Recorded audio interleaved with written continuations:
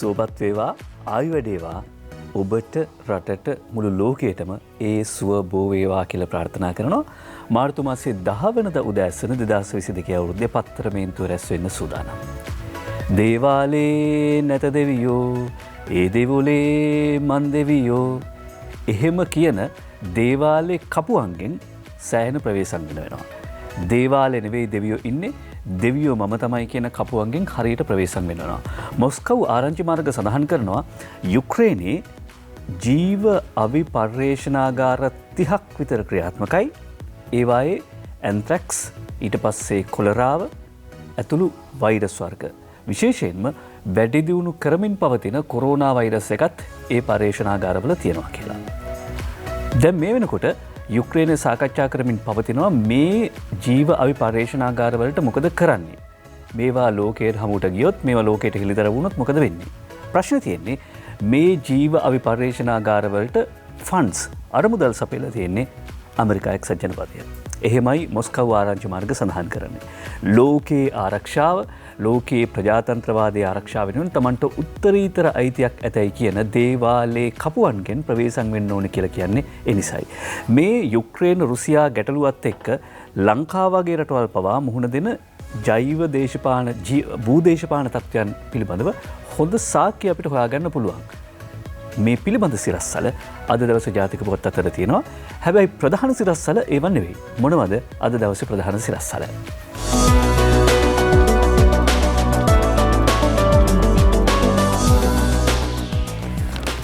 අපි රට පුවත් වලින් තමයි කතාව පටන් ගත්තේ. රට බඩු 367කට පොල්ලක්. අද රංජන් කස්සුරි වාර්තා කරනවා ලංකාදීප පුවත්පතේ ප්‍රධාන සිරස්සලය. බදුත් වැඩි කර බලපත්‍ර ක්‍රමයකුත් දායි. ඇපල් මිදි දොදම් බටර් යෝගට් බීර සැමන් නූඩල්ස් ඔරලෝසු බෑග් මේ වගේ රට බඩු 367කට පොල්ලක්. ශමිල පෙරේරා අද පුවත්පතේ ප්‍රධාන සිරස්සලේ වාර්තා කරන්නේත් ඒ පුවතම පාදක කරගෙන යනෝ භාණ්ඩ 367කට ආනයන සීමා. ක්‍රමවේද 3ක් යටතේ ආනයන සීමා කිරි චීස් බටර් ඇපල් මිදි චොක්ලට් මධ්‍යසාර ගෘහ විදුලි උපකරණ දුරකථන ලැප්ටොප් ඇඳුම් පැළඳුම් රූපලාවන්‍ය ද්‍රව්‍ය ඇතුළු භාණ්ඩ රැසක් ඒ අතර කියලා අද පුවත්පත වාර්තා කරනවා. නයනතරංග ගමගේගේ වාර්තාව අරුණ පුවත්පත තවත් විස්තරාත්මකව වාර්තා කරනවා. මොනවද මේ භාණ්ඩ වර්ග 367 කියන එක සහ මොකක්ද ගන්න ක්‍රමවේදය? භාණ්ඩ වර්ග 367කට අද සිට ආනයන සීමා. චීස් යෝගට් බටර් ඇතුළු කිරියාහාර ඇපල් මිදි ඩුදම් සහ පළතුරු බීම පැස්ටා මැකරෝනි නූඩල්ස් පිටියාහාර whisky gin beer can cigarette tyre bag සහ පාවාහන වර්ග කීපයක් ශීතකරණ වොෂින් මැෂින් විදුලි උපකරණ. යනුව නයනතරංග ගමගේගේ වාර්තාව අරුණ පුවත්පතෙන් උපුට ගන්න සූදානම්. මුදල් ඇමති බැසිල් රාජපක්ෂගේ අත්සනින් යුතුව නිකුත් කරන මේ ගැසට් නිවේදනයට අනුව අද මාර්තු මාසයේ 10 වෙනිදා සිට මේ භාණ්ඩ වර්ග මෙරටට ගෙන්වීමේදී මුදල් අමාත්‍යාංශ ලේකම්වරයාගෙන් සහ ආනයන අපනයන පාලක ජෙනරාල්වරයාගෙන් විශේෂ බලපත්‍ර ලබාගත යුතුයි. මීට අමතරව අත්ඔරලෝසු ළමා ක්‍රීඩා භාණ්ඩ සහ නත්තල් සැරසිලි කුඩා පනා වර්ග සහ උපැස්මෙන්ම සංගීත උපකරණ වර්ග කීපයක් සඳහාද මේ නව ගැසට් නිවේදනය අදාළයි. ඒ වගේම මේ භාණ්ඩ මෙරටට ආනයනය කිරීමේදී ඉන් තෝරාගත් භාණ්ඩ කාණ්ඩයකට බදු පැනවීම සිදු කරන අතර තවත් කාණ්ඩයකට ආනයන බලපත්‍ර අනිවාර්ය කෙරේ. තවත් භාණ්ඩ කාණ්ඩයකට බදු පැනවීම හා බලපත්‍ර ලබා ගැනීම අනිවාර්ය කර තිබෙනවා. එතකොට වර්ග 3ක් යටතේ තමයි මේ ආනයන වර්ග අධෛර්යමත් කරන්නේ. එකක් තමයි තෝරාගත් භාණ්ඩ කාණ්ඩයකට බදු පනවනවා. අනිත් එකට බලපත්‍ර ලබා ගන්න ඕනේ. තවත් කාණ්ඩයක් තියෙනවා බදුත් ගහනවා බලපත්‍ර ලබා ගන්නත් ඕනේ. ඊළඟට දැන් ඉතින් කලබල වෙයි රට කෑම බීම වලින්ම ජීවත් වෙන උදවිය. සමහර නිෂ්පාදන දිහා බැලුවම දැන් ටයර් වගේ දේවල්. ටයර් වගේ නිෂ්පාදන වලට මේ ආනයන බලපෑම ඇතුණාට පස්සේ ඒක ටයර් දෙකක් මාරු කරගන්න ටයර් හතර මාරු කරගන්න ඉන්න උදවියට එම දැරිව බලපාන. ඊළඟට අනිත් පැත්තෙන් ගත්තාම කර්මාන්ත පවත්වාගෙන යමිති ව්‍යවසායකත්වයට මේක දැඩි බලපෑමක් තියෙනවා. හැබැයි පොදුවේ ගත්තාම මේ කියන චීස් බටර් ඒ වගේ දේවල් වලට අපිට ආදේශක නැද්ද? ලංකාවේ දැන් මේ වෙනකොට දේශීය කිරි නිෂ්පාදන ආයතන ගණනාවක් බටර් චීස් නිෂ්පාදනය කරනවා. ඒක රටේ අවශ්‍යතාවට ප්‍රමාණවත්ද නැද්ද කියන එක වෙන කාරණාවක්. හැබැයි රටේ අවශ්‍යතාව සඳහා ප්‍රමාණවත් පරිදි නිෂ්පාදනය කරන්න නම් පරිභෝජනය වැඩි වෙන්න ඕනේ. පරිභෝජනය වැඩි වුණාම තමයි ඒ ආයතනවලට මුදල් තවත් ගලා යන්නේ. ඒගොල්ලන්ට තව ආයෝජනය කරන්න පුළුවන් වෙන්නේ. ඒ නිසා භාණ්ඩ 367කට අද සිට ආනයන සීමා ඒ අතරේ සැරසිරිවල්ග හිමත් තියෙනවා. දිවෙන පුවත්පතේ ප්‍රධාන සිරස්සලත් ඒකටම අදාළයි. හැබැයි දිවෙන පුවත්පතේ ප්‍රධාන සිරස්සල දෙකක් වාර්තා කරනවා. අපි ඒ නිසා දෙවන ප්‍රධාන සිරස්සලේ තෝරගන්නවා. රංජන් සමාව ගන්න ලෑස්ති. AJA අබේනායක වාර්තා කරන්නේ නීතිඥ උසාවියට දන්වයි රංජන් සමාව ගන්න ලෑස්ති. හැබැයි මේ මොන නඩුවටද? අධිකරණයට අපහාස කිරීමේ දෙවන නඩුව සම්බන්ධයෙන් තමයි මේ නඩු කටයුත්ත වාර්තා කරන්නේ AJA අබේනායක. පාර්ලිමේන්තුව විසුරුවා හරමින් හිටපු ජනාධිපති මෛත්‍රීපාල සිරිසේන මහතා විසින් නිකුත් කළ ගැසට් නිවේදනය අභියෝගයට ලක් කරමින් පාර්ශ්ව කිහිපයක් විසින් ගොනු කර තිබූ පෙත්සම් විභාග කිරීමට පත් කළ පංච පුද්ගල ශ්‍රේෂ්ඨාධිකරණ විනිසුරු මඩුල සම්බන්ධයෙන් රූපවාහිනී වැඩසටහනකටදී අදහස් දැක්වූ රංජන් රාමනායක මහතාගේ අදහස් වලින් අධිකරණයට අපහාසයක් සිදු වී ඇතනම් කොන්දේසි විරහිතව අධිකරණයෙන් සමාව ගැනීමට රංජන් රාමනායක මහතා සූදානම් බව ඔහු වෙනුවෙන් පෙනී සිටි ජනාධිපති නීතිඥවරයා ඊයේ ශ්‍රේෂ්ඨාධිකරණයට ප්‍රකාශ කළා කියලා වාර්තා කරනවා. රංජන් සමාව ගන්න ලෑස්ති. හැබැයි මේ විභාග වෙන දෙවන නඩුව. එතකොට අධිකරණයට අපහාස කිරීමේ පළවන නඩුවේදී ඔහු වරදකරුවෙක් බවට පත් වුණා. ඒ අනුව තමයි අවුරුදු 4ක සිරදඬුවම් නියම කරන්නේ ශ්‍රේෂ්ඨාධිකරණය විසින්. වරද තමයි අධිකරණයට අපහාස කිරීම. අධිකරණයට අපහාස කිරීමේ චෝදනාවට අවුරුදු 4ක් සිරදඬුවම් විඳිනවා හිටපු පාර්ලිමේන්තු මන්ත්‍රී රංජන් රාමනායක මහත්මයා. මේ දෙවන නඩු කටයුත්ත පිළිබඳවයි දෙවන නඩුවේදී ඒ කාරණාව සම්බන්ධයෙන් කොන්දේසි විරහිතව සමාගවන්න ලෑස්ති කියලා රංජන් රාමනායක හිටපු මන්ත්‍රීවරයාගේ නීතිඥ අධිකරණයට සඳහන් කරනවා. හැබැයි පළවෙනි නඩු කටයුත්ත සම්බන්ධයෙන් ඒ නඩු කටයුතු ක්‍රියාත්මක වෙන කාලෙදී මුල් අවස්ථාවේදී රංජන් රාමනායක හිටපු මන්ත්‍රීවරයා ඒ කාලේ මන්ත්‍රීවරයා සහ ඒ කාලේ රාජ්‍ය මාත්‍යවරයා කියා හිටියේ නෑ මම ඉල්ලාස් කරගන්න ලෑස්ති නැහැ කියලා. දෙවන නඩුවෙන් අධිකරණයට පහස කිරීමේ දෙවන නඩුව සම්බන්ධයෙන් සමාව ගන්න කොන්දේසි විරහිතව සමාව ගන්න ඔහු ලෑස්ති කියලායි දිවෙන පුවත්පත වාර්තා කරන්නේ. ඊළඟට අද මව්බිම් පුවත්පතේ ප්‍රධාන සිරස්සලේ පෙත්සම් ඉවතට මෛත්‍රීට එරෙහි පාස්කු නඩු 109ම විභාගයට ගැනීමට නියෝග. පාට කීපයකින් වාර්තා කරන්නේ අද කමල් මහේන්ද්‍ර විරත්නගේ ප්‍රධාන සිරස්සලය පෙත්සම් ඉවතට මෛත්‍රීට එරෙහි පාස්කු නඩු 109ම විභාගයට නියෝග. මව්බිම් පුවත්පතේ ප්‍රධාන සිරස්සලයයි මේ. ඒ අනුව පාස්කු ප්‍රහාරය පිළිබඳව සියලු තොරතුරු කල්තබාම ලැබී තිබියදීත් පාස්කු ඉරිදා මරාගෙන මෙරෙන බෝම්බ ප්‍රහාර මාලාව වැළැක්වීමට උපරිම බලය හිමි තැනැත්තා ලෙස සිටිමින්ම ඒ සිදුවීමට ඉඩහැර බලා සිටීම ගැන මියගිය තම ඥාතීන් හා සිසු වින්දිතයන් වෙනුවෙන් වන්දි ගෙවන ලෙස හිටපු ජනාධිපතිවරයාට නියෝග කරන්න ඉල්ලා පවරා ඇති නඩු 109ම දිගටම විභාගයට ගැනීමට බස්නාහිර පළාත් සිවිල් අභියාචනා මහාධිකරණය ඊයේ නියම කළා. එකී නඩු 109 විභාගයට ගැනීමට අත්හිටුවන්න ඉල්ලා මෛත්‍රීපාල සිරිසේන මහතා විසින් ගොනු කළ අභියාචන අවසරය පෙත්සම් 109ක් ඊයේ කැඳවු අවස්ථාවේදී එලෙස නියම කරනු ලැබුවා. අභියාචන අවසර පෙත්සම් 109 ඊයේ කැඳවු අවස්ථාවේදී එලෙස තීරණය කළා. දිස්ත්‍රික් අධිකරණය හමුවේ ගොනුකොට ඇති තමාට එරෙහි නඩු 109 විභාගයට නොගෙන ඉවත දමන ලෙසට මෛත්‍රීපාල සිරිසේන මහතා අභියාචනයක් ඉදිරිපත් කළද ඉකුත් ජනවාරි 7 වනදා එය ප්‍රතික්ෂේප කෙරුණා. අභියාචන අවසර පෙත්සම් විමසුම ජූලි මාසේ 15 වනදාට දින නියම වූ අතර සිය ලිඛිත දේශන ඊට පෙර ඉදිරිපත් කරන ලෙස දෙපාර්ශ්වයටම නියෝග කළා කියලා වාර්තා කරනවා. ඒ අනුව ඒ පුව තමයි වාර්තා කරන්නේ අද දිනවෙන පුවත්පතේ ප්‍රධාන සිරස්සලයත් පාස්කුරිදා ප්‍රහාර නඩුවලින් මාව ඉවත් කරන්න කියලා කිව්වා වුණත් මෛත්‍රීගේ පෙත්සම් විභාගයට අවසර රොෂාන් තුෂාර වාර්තා කරනවා අද දිනවෙන පුවත්පතේ ප්‍රධාන සිරස්තලය.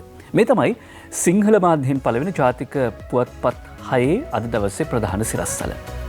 ඊළඟට සෙසු පුවත් සිරස්තල අතර නයි අල්ලන අක්කනගාලා අයි අක්ක මල්ලිලා ගැනත් පුවත් තියෙනවා.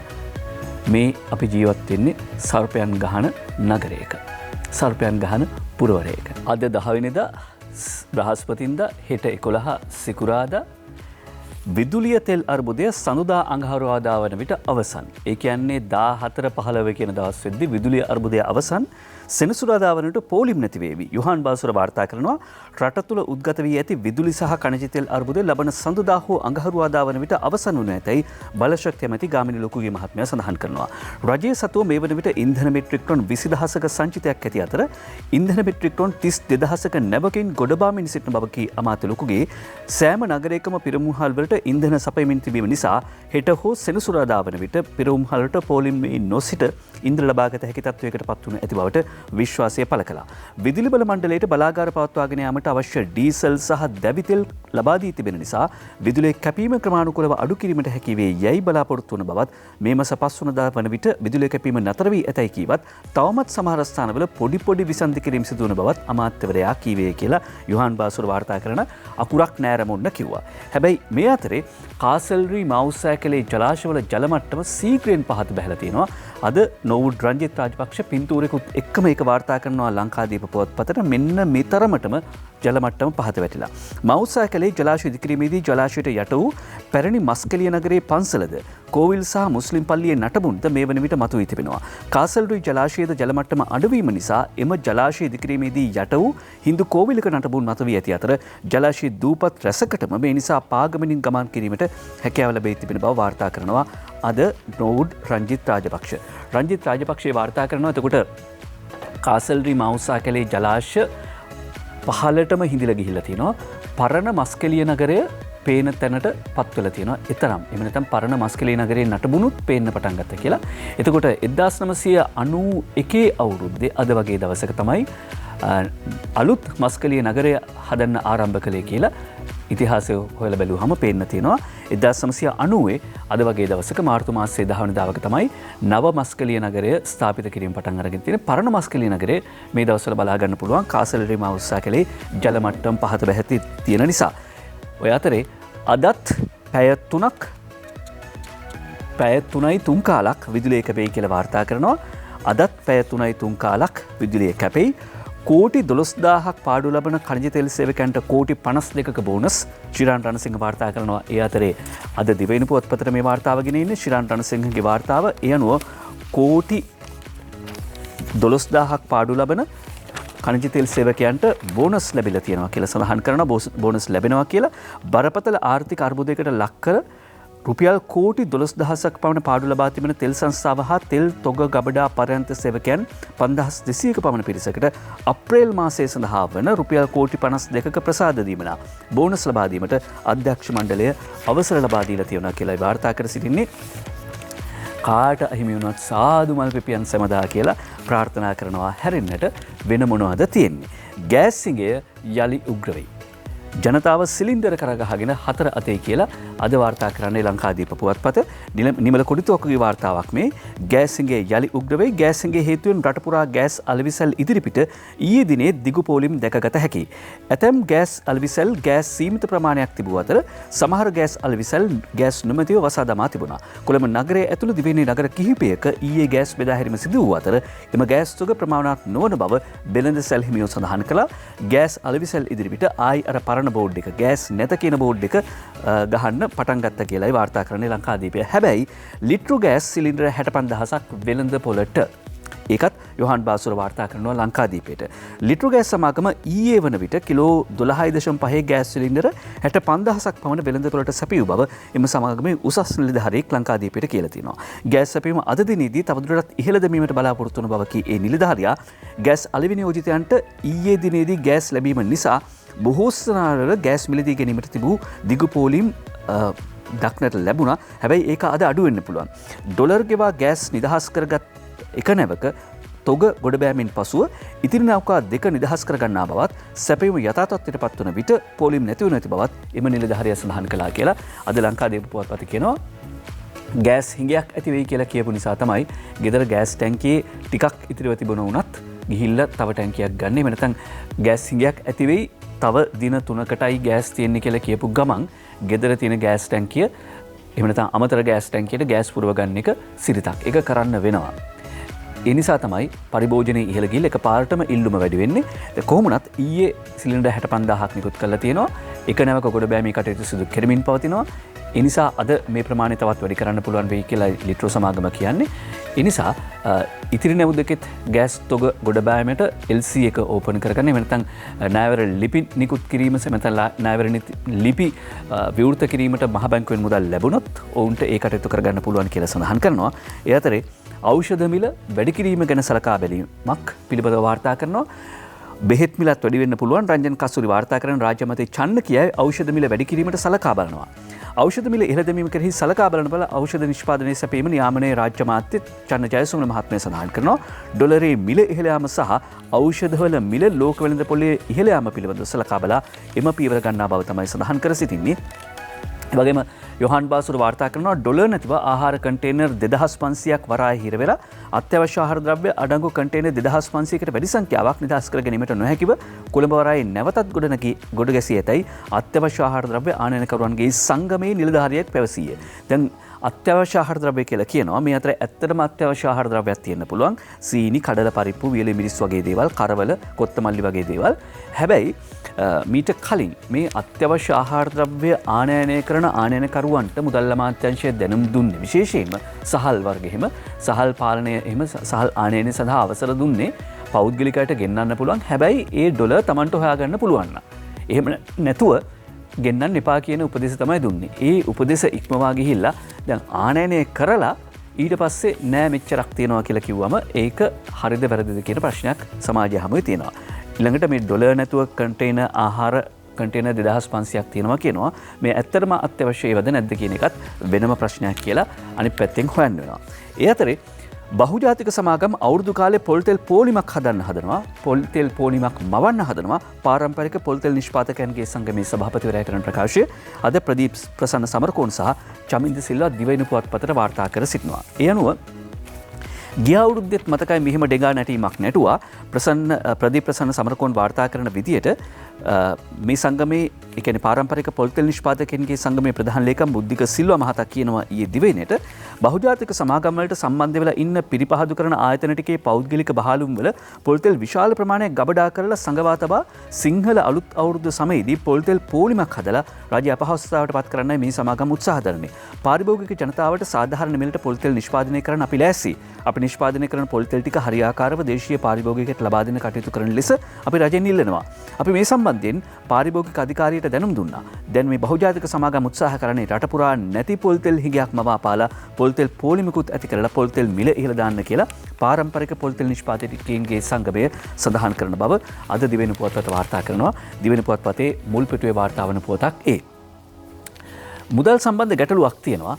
එතකොට මූල්‍ය ආධාර සහ සහන ලබා ගැනීමට ජනපති කමිටු 3ක් පත් කරන්නේ. ඒ නිසා වාර්තා කරන්නේ අද යොහන් බාසුර රටවල් සමග සාකච්ඡා කර මූල්‍ය ආධාර සහ සහන ලබා ගැනීම සම්බන්ධයෙන් ජනාධිපති ගෝඨාභය රාජපක්ෂ මහත්මයා කමිටු 3ක් පත් කර තිබෙන බව සහ එම කමිටුවේ ප්‍රධානියා හැටියට තවන් කටයුතු කරන බව විදේශ අමාත්‍ය මහාචාර්ය ජී.එල්. පිරිස් මහත්මයා ඊයේ සඳහන් කළා.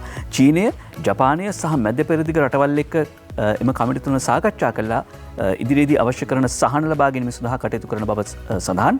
රටට අවශ්‍ය ආනයන භාණ්ඩ වැනි දේවල් සම්බන්ධයෙන් එම රටවල් සමග ඉතා ඉක්මනින් සාකච්ඡා කර යම්කිසි සහනයක් ලබා ගැනීමේ අරමුණ ඇතිව ඒ කමිටුව කටයුතු කරන බව සඳහන් කළා. ඒ වගේම ඊයේ පැවති මාධ්‍ය සාකච්ඡාවේදී ශ්‍රී ලංකා පොදු ජන පෙරමුණේ පක්ෂ කාර්යාලයේ පැවතිච්ච මාධ්‍ය සාකච්ඡාවේදී අමාත්‍ය ජී.එල්. පිරිස් මහත්මයා මේ ජිනීවා මානව හිමිකම් කොමිසමේ අත්දැකීම් පිළිබඳව කතා කළා. මම දේශන දෙකක් ඉදිරිපත් කළා. මට දේශන දෙකක් ඉදිරිපත් කිරීමේ අවස්ථාව ලැබුණා. ජිනීවා මානව හිමිකම් කවුන්සිලේ ඇමතීමට මට අවස්ථා දෙකක් ලැබුණා. ඒ අවස්ථා දෙකේදීම යම් කරුණු ඉදිරිපත් කරමින් මම මේ සියලු ප්‍රශ්න සම්බන්ධයෙන් ශ්‍රී ලංකාවේ ප්‍රායෝගික වශයෙන් ලබාගෙන තිබෙන ප්‍රගතිය පිළිබඳව සඳහන් කළා. අපේ රටට විශාල ජයග්‍රහණයක් අපට ඉමහත් තෘප්තියක් ශ්‍රී ලංකාව පිළිබඳව සහභාගී වූ සාකච්ඡාවේදී රටවල් 45න් 31ක් ඍජුව අපේ ස්ථාවරය අනුමත කළා. මම දේශන දෙකේම ඉදිරිපත් කළේ ප්‍රධාන කරුණු 5ක්. ඒ කරුණු 5 පිළිබඳව ඊයේ සඳහන් කළා. පළමුව ජාත්‍යන්තර ප්‍රජාවගෙන් විමසුවා මෙය සාධාරණද නැද්ද කියලා. යුරෝපයේ මහා සංග්‍රාමයක් ඇති වෙලා තියෙනවා. එවිට මේ සියල්ලම මැදේ ශ්‍රී ලංකාව පිළිබඳ දක්වන අවධානය තුලනාත්මකද? ඒක තමයි පළවෙනි ප්‍රශ්නේ මම අහපු. දෙවන එක තමයි මිචෙල් බැචලේ මැතිණියගේ වාර්තාවේ අන්තර්ගත කරුණු වලින් 80%ක්ම තියෙන්නේ මේ රටේ අභ්‍යන්තර ප්‍රශ්න පිළිබඳ. ජාත්‍යන්තරයට කිසිම විදියකට බලපාන ප්‍රශ්න නෙවෙයි. ඒක මම දෙවනියට ඇහුවා.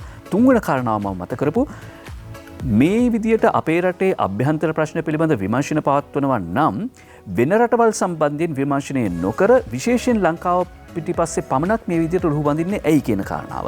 හතරවෙනි කරුණ තමයි මේ සම්බන්ධයෙන් වියදම් කරන අතිවිශාල මුදල් ප්‍රමාණය වියදම් කරන්නේ අද ලෝකයේ තිබෙන අයහපත් තත්ත්වය තුළ. ඇයි අනිත් රටවල් වලට නැතුව ලංකාව පිටිපස්සෙන් මේ විදිහට හඹාගෙන යන මෙච්චර විශාල මුදලක් වියදම් කළා. පස්වන කාරණය තමයි වියදම් කරන මුදල් වලින් කිසිම ප්‍රයෝජනයක් වෙනවද නැත්නම් දැවැන්ත හානියක් වෙනවද? එයින් ජාත්‍යන්තරය දෙකට බෙදෙනවා. මේන් කිසිම ප්‍රයෝජනයක් කාටවත් උනේ නැහැ. මම මේ කරුණු පහ ඉදිරිපත් කළ අතර රටවල් 45න් 31ක් ඒ තර්ක පිළිගත්තා. ඒ අපේ රටට ලොකු ජයග්‍රහණයක් කියලා ඊයේ පැවතිච්ච මාධ්‍ය සාකච්ඡාවේදී විදේශ අමාත්‍ය මහාචාර්ය ජී.එල්. පිරිස් මහත්මයා සඳහන් කළා. අශිකා ජයවීරත් ඒ වාර්තා කරනවා. රටවල් 45න් 31ක් අපේ ස්ථාවරය ඍජුව අනුමත කළා කියලා අරුණ පුවත්පතේ පුවත වාර්තා කරනවා. ඒ අතරේ කුමුදු උපුල් ශාන්ත අද මව්බිම් පුවත්පතට වාර්තා කරනවා කවුරු මොනවා කිව්වත් මිෂෙල් බැචලි මෙරට මානව හිමිකම් ගැන ඇගීමක් කළා කියලා ජනාධිපති නීතිඥ යූආර් ද සිල්වා මහත්මයා කරන ප්‍රකාශය මාස 18ක් රක්ෂිත බන්ධනාගාරගත කරන රැඳවුවන්ගේ කාල සීමාව මාස 12ක් දක්වා අඩු කරන්න අත්අඩංගුවට ගන්නා පුද්ගලයන්ට එම අවස්ථාවේදීම නීතිඥවරයෙකුගේ සහාය ලබා දීමට ඉඩ දීම LTT සැකකරුවන්ගේ නඩ කටයුතු කඩිනමින් විභාග කර අවසන් කිරීමට පියවර ගැනීම දිනපතා නඩු විභාග කිරීමේ ක්‍රමවේදයක් හඳුන්වා දීම රක්ෂිත බන්ධනාගාරගත කර සිටින රැඳවුවන්ගේ තොරතුරු විමසීමට මහේස්ත්‍රාත්වරුන්ට බලය ලබා දීම ඇතුළු කරුණු කාරණා රැසක් මේ ත්‍රස්තවාදය වැළැක්වීමේ පනත සම්බන්ධයෙන් කරපු සංශෝධනවලදී රජය ඇතුළත් කළා තිනවා. මේවා සාධනීය කරුණු. මේවා පිළිබඳව මානව හිමිකම් කොමසාරිස්වරයාගේ ප්‍රසාදය යොමුව තිබෙන බවයි ජනාධිපති නීතිඥ යූආර් ද සිල්වා මහත්මයා අද මව්බිම් පුවත්පතට ප්‍රකාශයක් ලබා දෙමින් සඳහන් කර සිටින්නේ ඒ ජිනීවා කොමිසමේ වෙච්ච කතාබහ පිළිබඳව. ඊළඟට නඩුවෙන් වෛද්‍ය ශාෆි නිදහස් කරන්නේ නීතිඥ කළ ඉල්ලීම ඉවතට කියලා පොතක් වාර්තා කරනවා. අද ලංකාදීප පුවත්පත කුරුණෑගල අජන්ත රත්නායකයි වාර්තා කරන්නේ මව්වරුන් පිරිසකට බඳසැත්කම් කළයි කියන සිද්ධියක් සම්බන්ධයෙන් වෛද්‍ය ශාෆි සහබ්දීන් මහතාට එරෙහිව චෝදනා ගොනු කිරීමට තරම් ප්‍රමාණවත් සාක්ෂි නොමැති නම් එම නඩුවෙන් ඔහු නිදහස් කරන්නයි ජනාධිපති නීතිඥ මෛත්‍රී ගුණරත්න මහතා කළ ඉල්ලීම කුරුණෑගල ප්‍රධාන මහේස්ත්‍රාත් බන්දුල ගුණරත්න මහතා ඊයේ ප්‍රතික්ෂේප කළේ කියලා අද ලංකාදීපේ වාර්තා කරනවා. ඒ කියන්නේ නඩුවෙන් වෛද්‍ය ශාෆි නිදහස් කරන්න නීතිඥ කළ ඉල්ලීම ඔහුගේ නීතිඥවරයා කළ ඉල්ලීම ඉවතට කියන පුවතෙන් පැහැදිලි වෙනවා ඔහු සම්බන්ධ නඩු කටයුත්ත තවමත් ක්‍රියාත්මකයි කියලා. පහුගිය දවස්වල සමාජ මාධ්‍යවල විවිධ කාරණා පළ වුණාට. ඊළඟට මේකත් නඩුවක් තමයි. මේක අව නඩුවක්. කාටද මේ නඩුව කියන්නේ? කවුද මේ නඩුව කියන්නේ? කෘෂිකර්ම මැති මහින්දානන්ද අලුත්ගමගේ රාජ්‍ය බැංකු වී අලුවි මණ්ඩලයට සහාය දෙන්නේ නැහැ.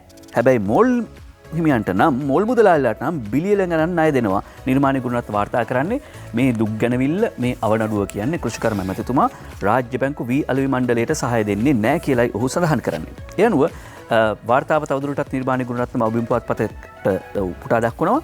ණය ලබා දීමේදී වී අලුවි මණ්ඩලයට ප්‍රමුඛතාව ලබා දෙන ලෙසට රාජ්‍ය කැබිනට් මණ්ඩලය අමාත්‍ය මණ්ඩලය නිර්දේශ කර තිබියදී රාජ්‍ය බැංකුව එකී ණය ලබා නොදෙන බව කෘෂිකර්ම මැති මහින්දානන්ද අලුත්ගමගේ චෝදනා කරනවා. එහෙත් රාජ්‍ය බැංකුව පෞද්ගලික වීමෝල් හිමියන්ට ප්‍රමුඛතාව ලබා දෙමින් රුපියල් බිලියන ගණනක ණය මුදලක් ලබා දීම සිදු කරන බවද කෘෂිකර්ම මැතිවරයා ප්‍රකාශ කළා.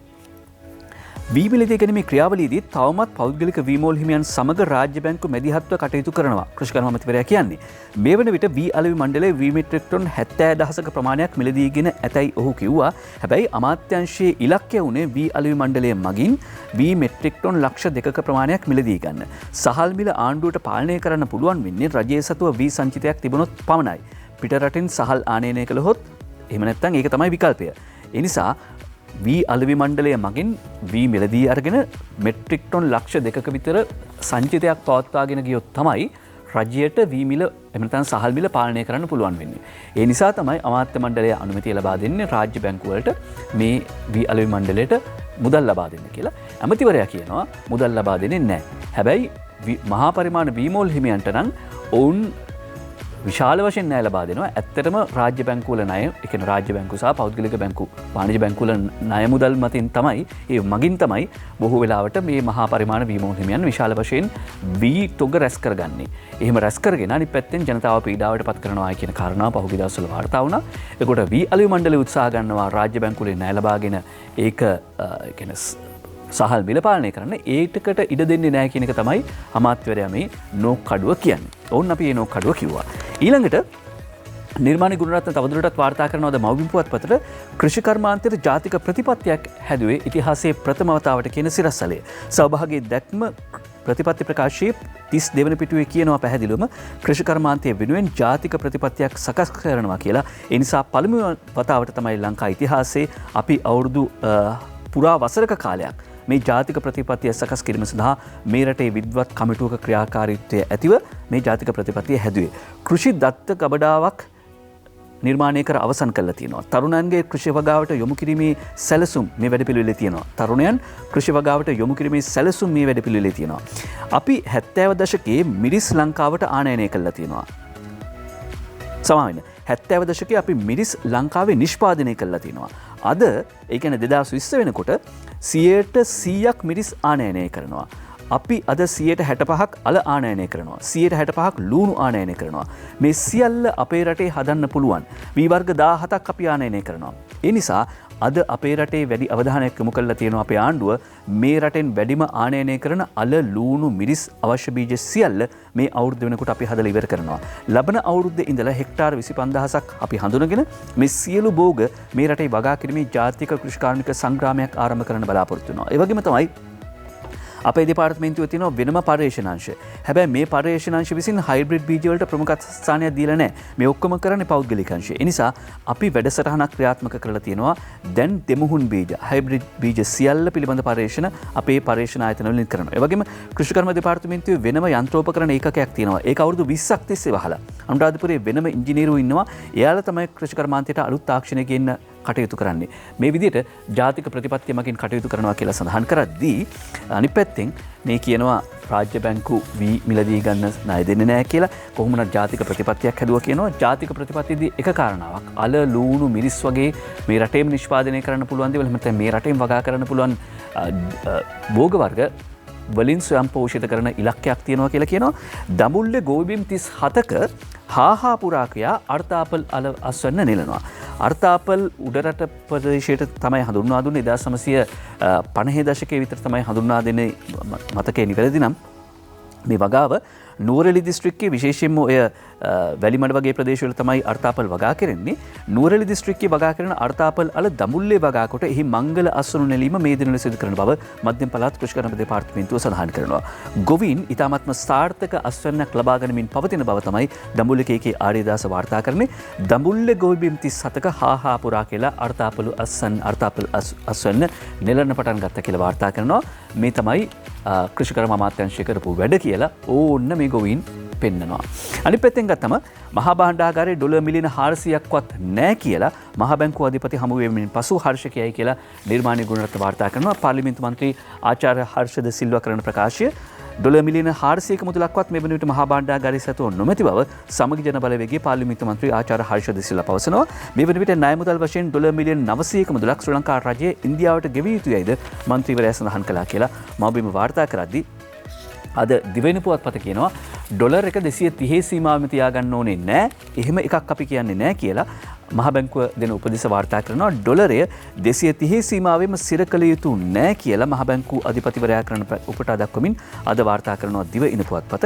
ඒ අතරේ විදේශගත ශ්‍රමිකයන් රට ඉඳලා ඩොලර් එවනවා නම් අවුරුදු ඩොලර් එකට අමතර රුපියල් 20ක් ගෙවන්න මුදල් අමාත්‍යාංශය තීරණය කර තිබෙන බව වාර්තා කරනවා අද ශමිල පෙරේරා. විදේශ ශ්‍රමිකයන් ශ්‍රී ලංකාවට ප්‍රේෂණය කරන විදේශ විනිමය රුපියල් බවට පරිවර්තනය කිරීමෙන් පස්සේ හැම ඇමරිකන් ඩොලර් එකකටම රුපියල් 20ක දිරිදීමක් ලබා දීමට රජය තීරණය කර ඇති බව මුදල් අමාත්‍යාංශය සඳහන් කරනවා. ඊළඟට අග්‍රාමාත්‍ය මහින්ද රාජපක්ෂ මහත්මයා කියන කතාවක් අද නොවන් පළිවඩන වාර්තා කරනවා දිවයින පුවත්පතට. ශ්‍රී ලංකා නිදහස් පක්ෂය පරිණතයි. ඒ නිසා ආණ්ඩුවෙන් යන එකක් නැහැ කියලා විශ්වාසය පළ කරනවා කියලා අග්‍රාමාත්‍යතුමා කිව්වා කියලා. ආණ්ඩු පක්ෂ නියෝජනය කරන සෙසු පක්ෂවල යුතුයකම වන්නේ ආණ්ඩුවේ තිබෙන ප්‍රශ්න අභ්‍යන්තරව සාකච්ඡා මගින් විසඳා ගැනීම මිස ඒවා එළියට ගොස් ප්‍රසිද්ධිය විවේචනය කිරීම නොවේයයි අග්‍රාමාත්‍ය මහින්ද රාජපක්ෂ මහත්මයා දිවයිනට කිව්වා කියලා නොවන් පළිවඩන වාර්තා කරනවා. ඒ අතරේ ජනාධිපතිතුමා සහ ශ්‍රී ලංකා නිදහස් පක්ෂයේ මන්ත්‍රීවරුන් අතර සාකච්ඡාවක් තිබුණා. සර්වපාක්ෂික සමුළුවක් ඇඳවන්න එකඟතාව පළ කළා. සර්වපාක්ෂික සමුළුව 23 වෙනිදා විමල් උදේ ඉවත් කිරීම ගැන ජනපාති කනගාටු වෙනවා. තරුදු නායකකාර වාර්තා කරනවා. අද මව්බිම පුවත්පතේ මුල් පිටුවට මේ පුවත අමාත්‍ය මහින්ද අමරවීර මහත්මයා කරන ප්‍රකාශය තමයි මේ වාර්තා කරන්නේ. ඒ අනුව පරිසර අමාත්‍යාංශයේ පැවති මාධ්‍ය හමුවකදී අමාත්‍යවරයා මේ බව කිව්වේ. මෙරට ජනතාව මුහුණ පාති ගැටලු පිළිබඳ ජනාධිපතිවරයා සමග සාකච්ඡා කළ බවත් එවෙනුවෙන් යෝජනා 15ක් නම් පක්ෂය විසඳුම් සහිතව ඉදිරිපත් කළා. මේ සම්බන්ධයෙන් වන සර්වපාක්ෂික සමුළුවේදී තවදුරටත් කරුණු ඉදිරිපත් කරනවා. මේ සර්වපාක්ෂික සමුළුවේදී ඉදිරිපත් වන කරුණු නොසලකා හැර සිටීමට රජයට නොහැකි. ඒවා නොසලකා හැරෙන්න බෑ. එවන්නක් සිදු වුණොත් එහි ප්‍රතිඵලය කිසිසේත්ම සතුටුදායක නොවන බවත් ඇමතිවරයා කියනවා. වත්මන් රජයේ පිහිටුවීමට විශාල කැපකිරීමක් කළ උදේ ගම්මන්පිල සහ විමල් පීරවංශ යන මහතුරුන් ඉවත් කිරීමට ගත් තීරණය පිළිබඳව ජනාධිපතිවරයා කනගාටු වන බවත් හෙතම සඳහන් කළේ කියලා අද මව්බිම් පුවත්පත වාර්තා කරනවා. ආණ්ඩුපක්ෂ මන්ත්‍රී කණ්ඩායම් රැස්වීම තිබුණා. ඒකට විමල් උදේවාසු නෑ කියලා වාර්තා කරන්නේ අද ලංකාදීප පුවත්පත. ආණ්ඩුපක්ෂ රැස්වීමට විමල් උදේවාසු නෑ, ජනිපේ 6 දෙනා, රතනහිමි, ටිරාන් අලස්, ගෙවිඳු අතාඋල්ලත් නෑ කියලා ඒ අතර වාර්තා කරන්නේ ලංකාදීප පුවත්පත. ඊළඟට යුද්ධය පිළිබඳව තොරතුරු වාර්තා කරනවා අද ජාතික පුවත්පත් බොහොමයක්. මේ අතරේ ධම්මික සෙනවිරත්න අද අරුණ පුවත්පතට වාර්තා කරනවා මෙතෙක් සම්පූර්ණයෙන්ම අල්ලගෙන තියෙන්නේ රුසියාව විසින් යුක්‍රේනයේ එක නගරයක් පමණයි. කර්සෝන් කියන නගරේ විතරයි අල්ලගත්තේ. පැය 12ක නව සටන විරාමයක් ප්‍රකාශයට පත් කරලා තියෙනවා. රුසියානු සෙබළුන් 11000ක් ඝාතනය කළා කියලා යුක්‍රේනය කියනවා. හැබැයි යුක්‍රේනය කියන්නේ බොරු. මරණු 500යි රුසියාව කියනවා. දෙපැත්තෙම 10000ක් විතර මැල්ල කියලා විදේශ මාධ්‍ය කියනවා. මේ මාධ්‍යකරණය පිළිබඳවත් අපි වෙනම කතා කරනවා. සහ විටින් අපේ අවධානය යොමු වෙනවා.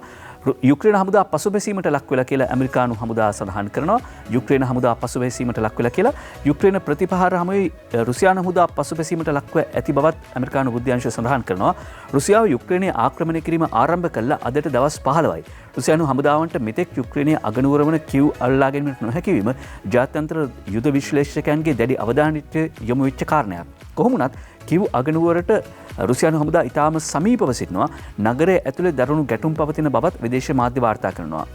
හැබැයි මාසුපෝල්, කාකිව් යුක්‍රේනයේ මර්මස්ථාන නගරවලට රුසියානු හමුදා ඒව වටලා තියෙනවා. ඒ වගේම ප්‍රහල් එල්ල කිරීමට කලින් සිවිල් වැසියන්ට ඉවත් වන ලෙස රුසියානු හමුදා දැනුම් දීලා තියෙනවා.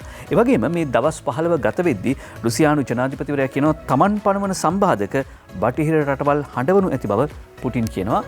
තමන් පනවන සම්බාධක නිසා අඩන්න වෙන්නේ තමන්ටමයි කියලා රුසියානු ජනාධිපතිවරයා කියනවා. මානුෂික කොරිඩෝ 6ක් මගින් යුක්‍රේන සිවිල් වැසියන් ඉවත් කරගන්න කටයුතු කරලා තියෙනවා. යුක්‍රේන සරණාගතයෝ ලක්ෂ 13කට වැඩිය පෝලන්තයට පලා ගිහිල්ලා තියෙනවා. රුසියානු ගුවන් හමුදා ප්‍රහාරයකින් යුක්‍රේන සිවිල් වැසියන් 22ක් මිය ගිහිල්ලා කියලා වාර්තා කරනවා. ඒ අතරේ මේ වාර්තා කිරීම පිළිබඳව සඳහන් කරද්දී බටහිරට පක්ෂපාතී මාධ්‍යවල වාර්තා තමයි ලෝකෙ පුරා වැඩි වශයෙන් ව්‍යාප්ත වෙන්නේ. ඒ අතරේ සහන් වික්‍රමගේගේ වාර්තාවක් අද අරුණ පුවත්පතේ සඳහන් කරනවා. ඒ තමයි රුසියාවට විදේශ ණය ගෙවා ගන්න බැරි වෙන හැඩ කියලා ෆිච් රේටින් ආයතනය කියනවා. රුසියාවට සම්බාධක පනවපු නිසා රුසියාවට විදේශ ණය ගෙවා ගන්න බැරි වෙයි. ෆිච් රේටිං ආයතනය තමයි කියන්නේ. එතකොට ලංකාව සම්බන්ධයෙන් ෆිච් රේටිං ආයතනය මේ විදිය අදහස් තමයි ප්‍රකාශ කළේ.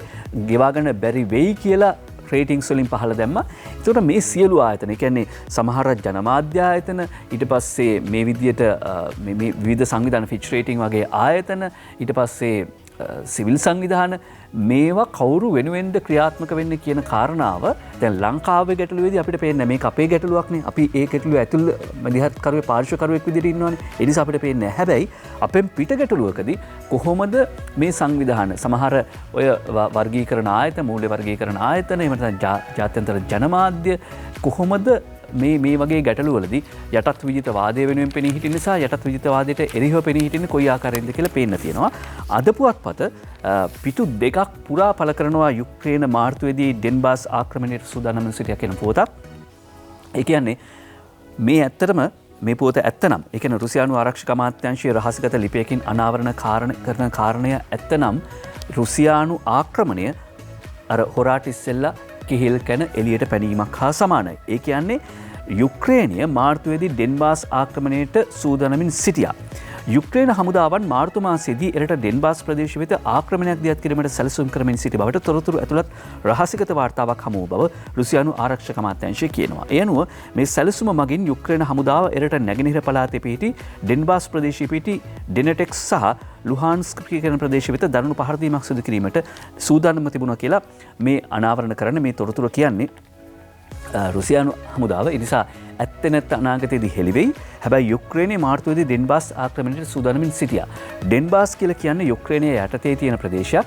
හැබැයි මේ ඩෙන්බාස් ප්‍රදේශයේදී 2014 ඉඳලා 2022 විතර මේ කාල සීමාව දක්වා මේ කලාපයේ ඉන්න රුසියානු භාෂාව කතා කරන යුක්‍රේන ජාතිකයන් 14500ක් විතර ඝාතනය වෙලා තියෙනවා. 14500ක් විතර රුසියානු භාෂාව කතා කරන යුක්‍රේන වැසියන් ඝාතනයට ලක් වුණා මේ සෙලෙන්ස්කී පාලනය කාලෙදී යුක්‍රේනයේ ඇතුළෙම ඉන්න මේ ඩෙන්බාස් ප්‍රදේශයේ. ඒතර මේවා තමයි නේටෝ සංවිධානයට සමාජිකත්වය ලබා දීමට කටයුතු කිරීම සහ විශේෂයෙන්ම මේ ඩෙන්බාස් ප්‍රදේශයේ හිටපු රුසියානු භාෂාවක් කතා කරන යුක්‍රේන ජනතාවට වෙච්ච අගතිදායක තත්ත්වය තමයි රුසියාව යුක්‍රේනය ආක්‍රමණය කිරීමට බලපෑවේ. දැන් මේ නේටෝ සාමාජිකත්වය ගැන කියද්දි නේටෝ පුළුල් කිරීම පිටුපස සිටි පිරිසම යුක්‍රේන අර්බුදය නිර්මාණය කළා කියලා වෙනිසුලානු ජනාධිපති නිකලෝස් මදුරෝ කියනවා. නේටෝ සංවිධානය වෙත සාමාජිකයන් බදවා ගනිමින් පසුගිය දශක කිහිපය පුරා පුළුල් කිරීමට උත්සාහ කළ කණ්ඩායම යුක්‍රේන රුසියානු අර්බුදය නිර්මාණය කිරීමට වගකිව යුතු ඇතැයි වෙනිසුලානු ජනාධිපති නිකලෝස් මදුරෝ කියනවා. දැන් මේ අපි කියන කාරණා නැවත තවත් ජාත්‍යන්තරයේ තහවුරු වෙනවා. නේටෝ පුළුල් කිරීම පිටිපස්සේ තමයි නේටෝ පුළුල් කරපු අය තමයි මේ යුද්ධයට වග කියන්න ඕනේ. බ්‍රිතාන්‍ය හමුදා සෙබළුන්ට යුක්‍රේනයේ සටන් සඳහා මැදිහත් වීම තහනම් කෙරේ. බ්‍රිතාන්‍ය හමුදා සෙබළුන්ට යුක්‍රේන සටන් සඳහා මැදිහත් වීම තහනම් කෙරේ. තවදුරටත් මේ අපි අද පුවත්පතෙන් උපුටගන්නේ. ඒ අනුව සටන් වැදීම සඳහා දැනටමත් යුක්‍රේනයේ ගොස් සිටින බ්‍රිතාන්‍ය සිව්දෙනෙකු සොයා මෙහෙයුමක් බ්‍රිතාන්‍ය හමුදා සමාජිකයන් හට යුක්‍රේනය වෙත ගොස් එහි ගැටුම් සඳහා සම්බන්ධවීමට අවස්ථාව අවුලාරන බවට බ්‍රිතාන්‍ය ආරක්ෂක අමාත්‍යාංශය මගින් ඊයේ නිවේදනයක් නිකුත් කළා තියෙනවා. හැබැයි රජයන් රැසකින් ස්වේච්ඡාවෙන් පැමිණි සෙබළුන් රැසක් යුක්‍රේනයේ ඉන්නවලු. දැන් ලංකාවෙත් මෙහෙම තමයි. ඒතකොට මේ ස්වේච්ඡා සංවිධාන සහ සිවිල් සංවිධාන කියලා මෙහි අපි වෙනම නමක් දාලා තියෙනවා. මේ ස්වේච්ඡා සංවිධානවල කාර්යභාරය ගැනත් මේ ගැටලුත් දැන් ඒගොල්ලෝ යුක්‍රේනට ගිහිල්ලා යුක්‍රේනය වෙනුවෙන් සටන් කරනවා. ඇයි එච්චර උනක් කියලා නිකන් කතා කරන සිල්ලර භාෂාවෙන් ප්‍රශ්න අහන්න පුළුවන්. ඒකට ඒ උනම තමයි ලංකාවේදීත් අපි දැක්කේ. හැබැයි ලංකාවේ ගැටලුවේදී අපි ඒක කතා කළේ නැහැ.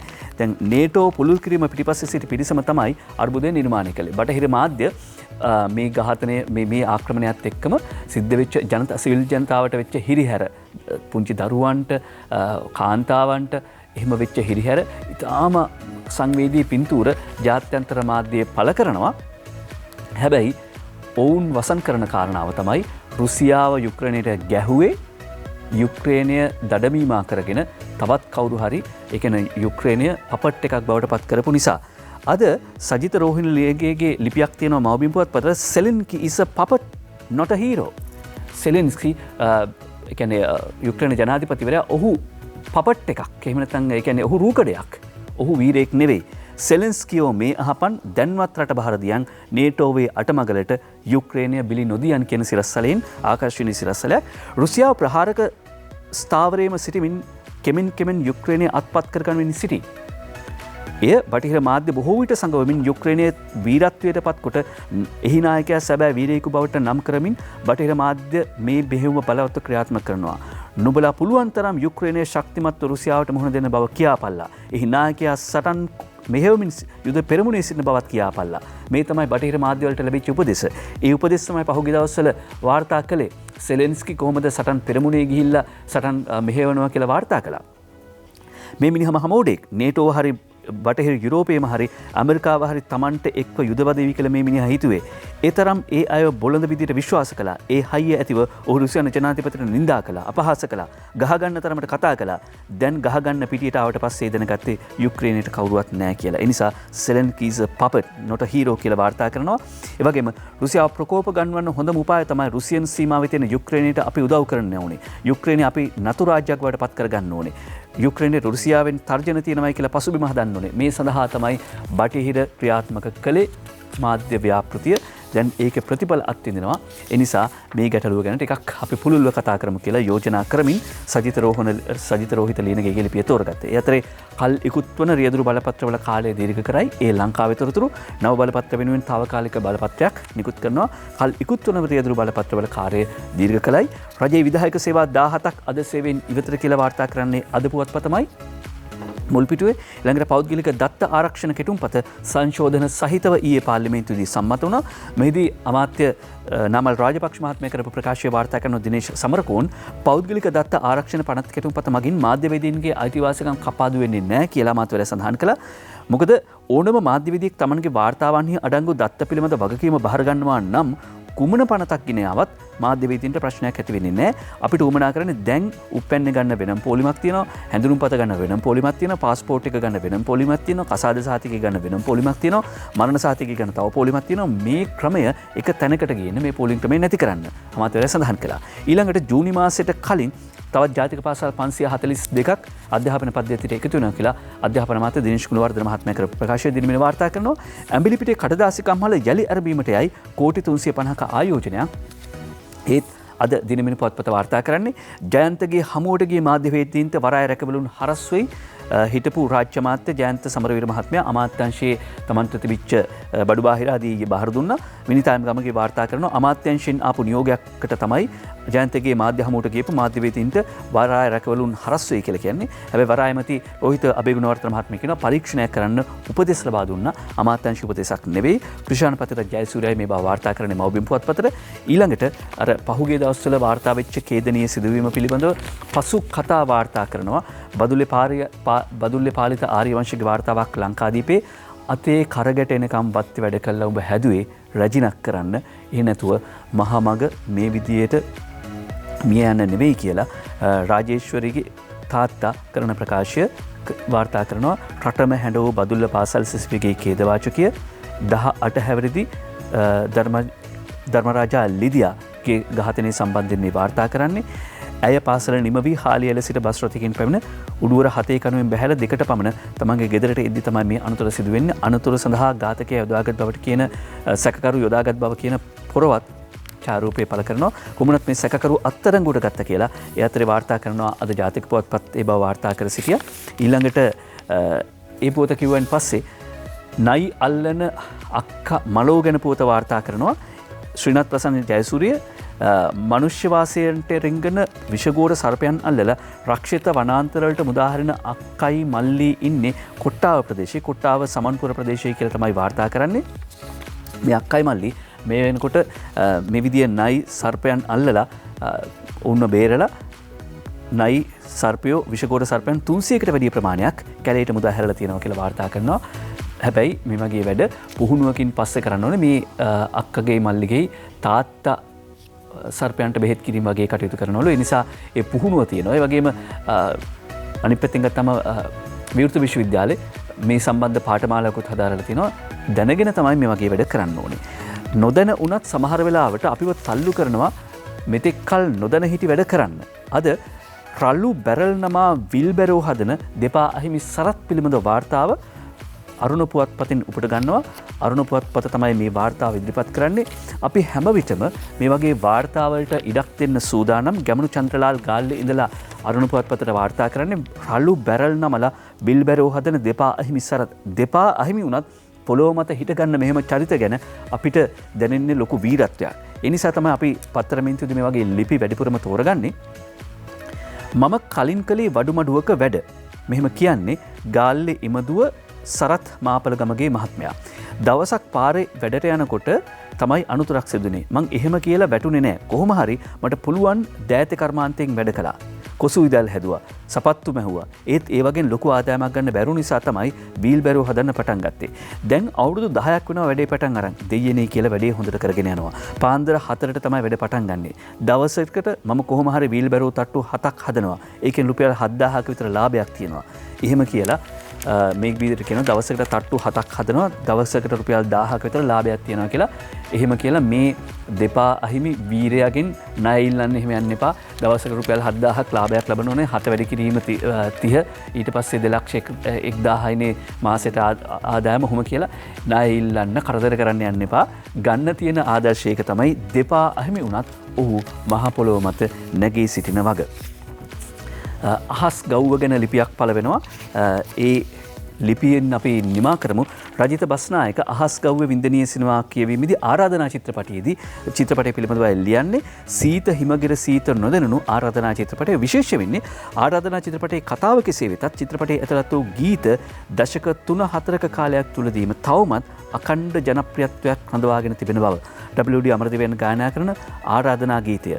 ඒක රචනා කළේ කුලරත්න ආර්යවංශයන්. ඊළඟට මාල්නී බුලත් සිංහල මිල්ටල් මල්ලවරච්චි දෙපළ ගායනා කරන සීතරණී කියන ගීතය. ඊළඟට විජේ කුමාරතුංගයන් විසින් මුල් කාලේ ගායනා කරපු සිනහවකින් පුතුගෙමුවේ කියන ගීතය දශක ගණනාවක් තිස්සේ අඛණ්ඩව ජනප්‍රියත්වයක් අත්පත් කරගෙන තිබෙන බව රජිත බස්නායක මතක් කරනවා. 1981 තිරගත වෙච්ච චිත්‍රපටය විජේ ධර්මශ්‍රීගේ අධ්‍යක්ෂණය. ඒ වගේම මේ චිත්‍රපටයේ තිරරචනය කළේ සම්මානනීය සාහිත්‍යවේදී සෝමවීර සේනානායකයන් කියන කාරණාවක් මතක් කරමින්